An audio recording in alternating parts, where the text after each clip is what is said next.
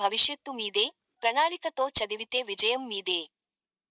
ట్రస్మా ప్రజ్ఞ మరియు Delhi defence academy సంయుక్తంగా నిర్వహించిన 10వ తరగతి అవగాహన సదస్సుకు ముఖ్య అతిథిగా ప్రజ్ఞ రాష్ట్ర అధ్యక్షులు యాదగిరి శేఖర్ రావు 10వ తరగతి పరీక్షలకు సమయం తక్కువ ఉన్నందున ఎటువంటి ఒత్తిడికి గురికాకుండా శ్రద్ధగా చదివి మంచి మార్కులు సాధించాలని విద్యతో పాటు నైతిక విలువలను సమాజం పట్ల సేవా భావంతో ఉంటూ దేశం మనకేమిచ్చిందనే కాకుండా రేపు దేశానికి నేనేమి ఇవ్వాలి అనే విధంగా ఎదగాలని ఇప్పుడు ఒత్తిడిని జయించి విజయం సాధిస్తే భవిష్యత్తు మనదేనని ఆయన అన్నారు.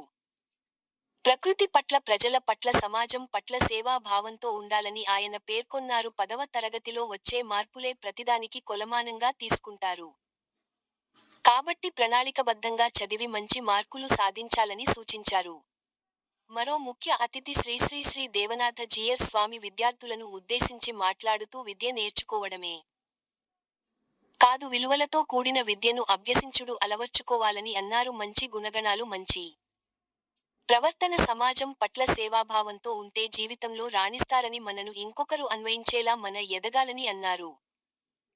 విద్యార్థులు సమాజంలో సంస్కారం గౌరవంగా బ్రతికేలా ఉండాలని మనను కన్న తల్లిదండ్రులను తలవంపులు తెచ్చేలా ఉండకూడదని సమాజంలో తలెత్తి జీవించేలా చేయడమే వారికి మనమిచ్చే పెద్ద గిఫ్ట్ అని అన్నారు.